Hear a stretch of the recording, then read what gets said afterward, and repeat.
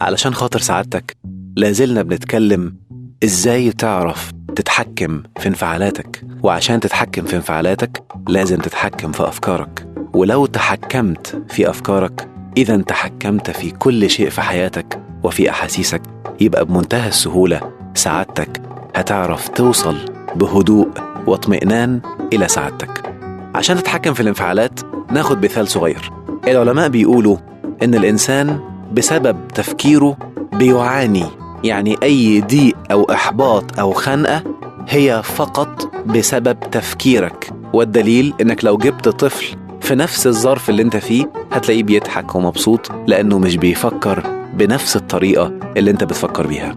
بيقولوا مثلا لو الإنسان عايش في بلد زحمة زي البلد بتاعتنا، وأكيد اللي بيسمعونا دلوقتي في العربية بيبصوا حواليهم شايفين الزحمة، هقول لهم تجربة جميلة قوي علماء النفس بيقولوها. بيقولوا تخيل نفسك سايح من السياح، يعني انت مش من البلد دي.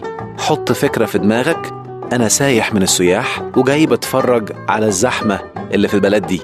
اقعد اتفرج يمين وشمال، بص حواليك.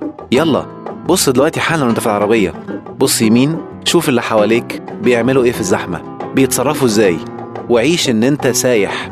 وابدأ تابع يا ترى الناس المساكين اللي عايشين في البلد الزحمة دي عاملين ايه مع الزحمة. اقعد تابع ولاحظ، هتفاجأ إن المشاعر بتاعتك اتبدلت من مشاعر ضيق وخنقة من الزحمة إلى مشاعر راحة ومشاعر فيها فضول ولهفة لمعرفة ردود أفعال الناس، يعني مشاعر بوزيتيف.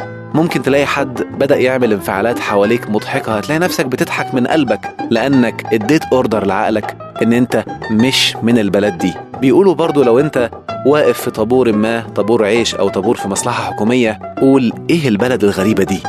ايه البلد اللي كل ما حد فيها ينزل عاوز يعمل حاجة بيقف في طابور؟ وابدأ بص على الناس اللي قدامك وبص على الناس اللي وراك وشوف اللي بيزعق واللي مخنوق واللي متضايق، وبرضو قول لنفسك أنا مش من البلد دي، أنا سايح من السياح، أنا غريب عن هنا. تاني، أنا غريب عن هنا. ما انتوش ملاحظين إن سيدنا محمد عليه الصلاة والسلام قال عيش في الدنيا كأنك غريب أو عابر سبيل؟ لأن احنا أصلا مش من هنا، احنا من مكان تاني جميل عند ربنا سبحانه وتعالى، نازلين البلد دي والمكان ده فترة وهنرجع تاني، فاحنا مش من هنا. مفيش داعي تعيش متضايق، مفيش داعي تخلي حاجات بسيطة هي بالفعل بسيطة تضايقك وتفور دمك وتثير غضبك. عيش انك غريب، انك سايح، هتستمتع بأي ظرف أيا كان. عيش ان انت هترجع في يوم من الايام لاهلك، هتحكي لهم عن التجارب اللي انت شفتها والناس اللي كانوا بيتعاملوا فيها مع الظروف الصعبة اللي في البلد دي. هتفاجأ انك بمنتهى الهدوء استطعت ان تتحكم في انفعالاتك، بل تحولها الى مشاعر راحة ومشاعر هدوء. عارفين الصيام بيعمل ايه؟ علماء النفس بيقولوا ان اكتر واكبر شهوة عند الانسان هي شهوة الطعام، وأعلى انفعال عند الإنسان هو انفعال الغضب. الصوم علميا بيقلل السكريات في الدم، وبالتالي بيصبح الإنسان في أعلى استثارة انفعالية، وبيخلي الإنسان بيعاني من الجوع اللي هو ضد أعلى شهوة من شهوات الإنسان. والإسلام خلاك تتحكم في الاتنين دول بإرادتك. أنت ماسك نفسك من شهوة الطعام وماسك نفسك من الانفعال ومن الضيق لأنك صايم. إيه المعنى العميق النفسي من المفهوم ده؟ نعرف بعد الفاصل. ورجعنا لسعادتك بعد الفاصل. بنتكلم عن الصوم، وإن الصوم بيخلي الإنسان يمسك بإرادته شهوة الطعام وهي أعلى شهوة عند الإنسان، والانفعال انفعال الغضب وهو أعلى انفعال عند الإنسان. ركز كده، شوف سيدنا محمد قال لنا إيه لو حد شتمك أو حد حاول يضايقك.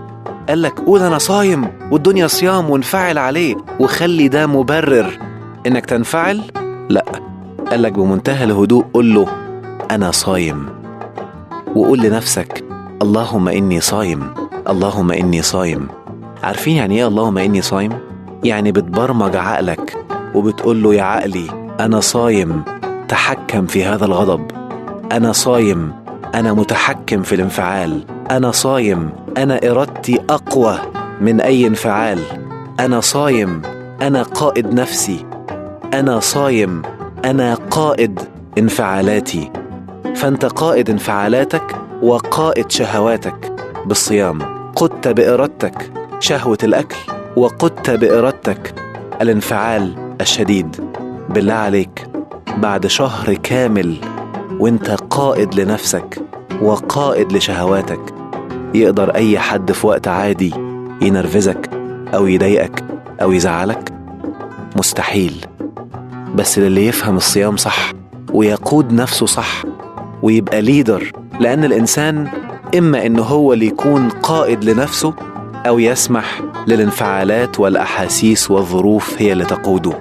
فشهر كامل من الصيام بيدرب الإنسان إن هو يقود نفسه 11 شهر جايين، لأنك عمرك ما هتتعرض لضغط نفسي بكتم شهوة الطعام ولا انفعال شديد في أي شهر تاني إلا لما تكون صايم.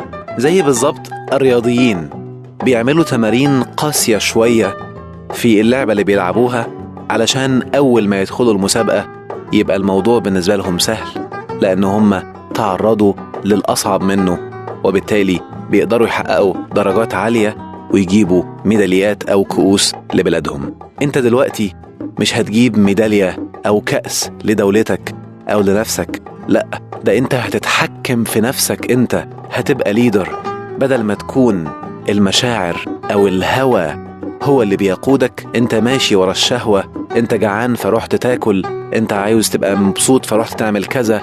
الشهوات هي اللي بتقودك؟ لا، انت اللي بتقود نفسك. علشان كده في بعض الناس بيحبوا يعملوا حاجة قد تكون مهمة، مش لازم تعملها، ولكن لو عملتها هتحقق نتائج عالية قوي. انك لما تلاقي نفسك تاكل حاجة معينة، روح هاتها حطها قدامك وبعدين قول انا الليدر، مش هاكلها النهاردة بمزاجي رغم ان نفسي فيها وعاوز اكلها، بس لأ، عشان اقوي ارادتي انا مش هاكلها النهاردة، هخليها لغاية بكرة. لو عملت كده هيعمل افكت او تأثير رائع في حياتك، انك لما يكون عندك ظرف او عندك مشكلة هتعرف بمنتهى الهدوء تسيطر على انفعالاتك، وانت قوي وهادئ هتفكر بهدوء وهتعرف تصل إلى هدف أو حل أسرع بكتير من أي حد تاني ممكن يكون بينفعل أو بيفقد أعصابه أو بيتضايق أو بيتوتر أو أول ما يحصله مشكلة.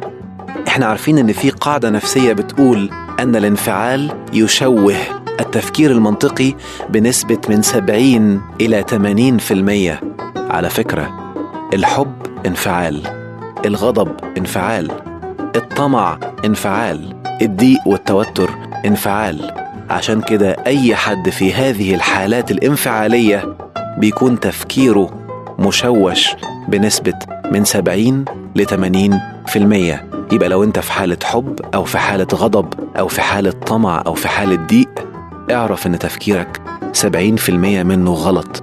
اهدى عشان تعرف تفكر صح وتاخد قرار صح. نكمل الحلقة الجاية إن شاء الله.